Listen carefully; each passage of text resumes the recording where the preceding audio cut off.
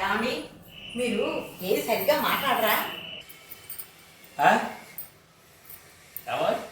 నువ్వు అసలు ఏది సరిగ్గా చెప్పవా? రాదండి, రాదంటే రాదు. మా పెంపకం అటువంటిది. అదే కదా, ఏం పెంపకం రా బాబు అని భయపడి చచ్చేది. మా పెంపకం గురించే ఎక్కసెక్కాడి వరకు వచ్చారనంట తమరు. నువ్వే కదా నీ గురించి అంటుంటేను 100 అంటానండి నా నోటితో నేను. అదే మీరంటే నేను ఊరుకుంటానా? ఊరుకోక ఏం చేస్తావా? ఏం చేస్తానా? కోసి కారం పెడతాను. ఎవరు ఏమిటయ్యా మాటలు? ఇంకా మాటల్లోనైనా సంతోషించండి. అంటే చూస్తూ ఊరుకుంటే చెయ్యి కూడా చేసేసుకుంటావు అనమాట. చెయ్యే కర్మ కాలు కూడా చేసుకుంటాను. ఆ సిచ్యువేషన్ రాకూడదని దేవుని వేడుకుంటూ ఉండండి. ఓహో, అలా వస్తే నేను ఏమైనా చేతగాని వాడిని అనుకుంటావా? ఏం చేస్తారు? చేతికి గాజులు దొడుకు కూర్చోలేదు. పోనీ కడియాలేసి కూర్చోండి. సెటైర్లు బాగానే వేస్తున్నావు కానీ ముందు టీ ఇవ్వను. ఎందుకవ్వో? నాకు అనిపించిందే చేస్తాను. ఇప్పుడు నాకు ఇవ్వాలి లేదు, ఇవ్వను. కానీ నాకు ఇప్పుడే తాగాలని ఉంది, ఇమ్మంటున్నాను. అందుకే తాగాలందో అయితే తాగండి. తాగాలంటే నువ్వు ఇవ్వాలిగా. నేను ఇవ్వనన్నానుగా. ఇదిగో నేను ఇమ్మంటున్నానుగా. ఏమండి ఇంకొకసారి చెప్పడం, మాటి చెప్పడం మా ఇంటా వంట లేదు. ఇవ్వడం లేకపోతే కనీసం చెప్పడం కూడా లేదా మీ వంశంలో? ఏమిటి నా ఇంటి నుంచి వంశానికి పెడుతున్నారు? మర్యాదగా ఉండదు. మర్యాద గురించి మీ దగ్గరే వినాలి. బాగోదు, అస్సలు బాగోదు. నేనేమని చచ్చానయ్యా? అసలు ఏమైనా అన్నానా? మీ దగ్గర మీ వంశం ఏమైనా దిక్కుమాలిన వంశమా అని ఏమైనా అన్నానా? అదిగో మీరు అనలేదు అంటూ అన్నారనే మళ్ళీ అంటున్నా. నాకు తెలుసును, నేను అంత వెర్రిదాని కాదండి. తెలుసు, నాకు తెలుసు. అంత కాదు కొంతే అని. అంటే మొత్తాన్ని నేను వెర్రిదాన్ని జమకట్టేశారనమాట. నా అంత అమాయకురాలు ఈ లోకంలో ఉండదంటే నమ్మండి. నువ్వు అమాయకురాలు ఈ లోకంలో ఉండదంటే నమ్మండి అంటూనే ఉన్నావుగా నీ రూపంలో. నువ్వు పెండి చెప్పినా నేను నమ్మనయ్యా.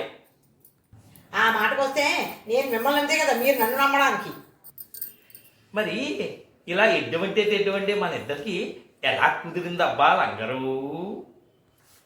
ఏముంది, సముద్రంలో చేపలు వేటకెడితే అప్పుడప్పుడు పనికిరా చేపలు వల పడతాయి కదా, దానివల్ల మామూలు ఉపయోగం లేదు కదా, వలంతా నాశనం.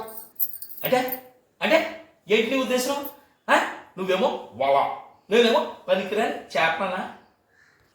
ప్రతిదీ నాకేదో అనిపిస్తాను. మీకు అర్థమై కూడా నాకేదో చెప్పిస్తారు. నాకు పాపం చుట్టుకోవాలని చూస్తారు కదా. అవును. అయినా ఎక్కడైనా నువ్వు చేసేది పొరపాటు అని దాన్ని సరిదిద్దుకుంటానండి అని అంటావేమోనని ఇలా అంటాను. అలా అయితే ఎందుకుంటాం మనము మన జీవితాలు? ఏమోయ్, జీవితం గురించి మాట్లాడే హక్కు నీకు లేదు. పైగా నా జీవితం గురించి. మీరే పెద్ద పేరున పుడింగా కాదు కదా, మాది అలా కాదు. పెద్ద పేరు మోసిన వంశం.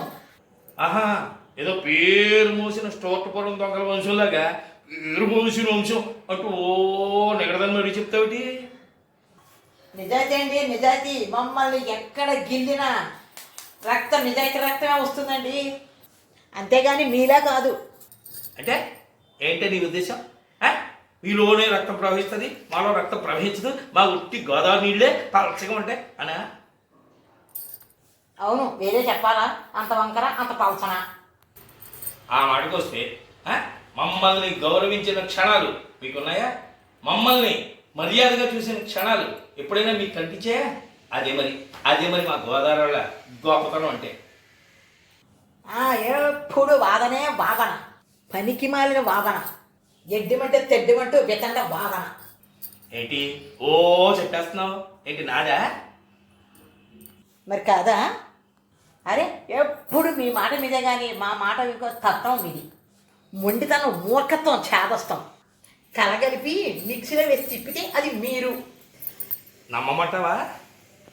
మరి నమ్మక మీరు మామూలు వాళ్ళ మాటలతో అమ్మేస్తారు మనుషుల్ని, మాటలతో చిత్రవధ చేస్తారు భర్తల్ని, మాటలతో కాలక్షేపం చేస్తారు రోజంతా తొట్టిగాయలతో.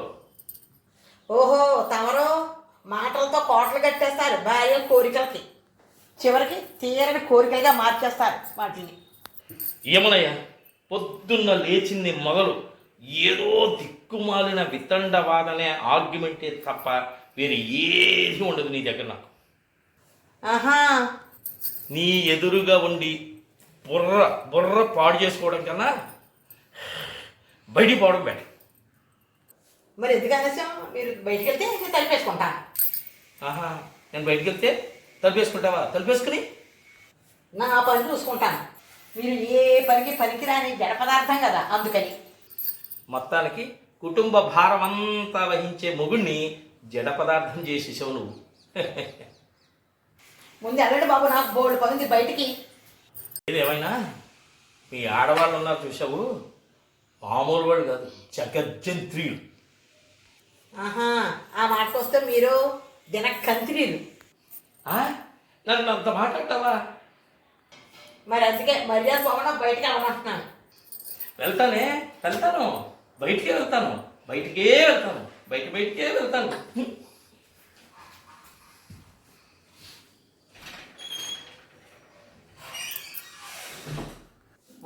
లేకపోతే మాతో పెట్టుకుంటారా?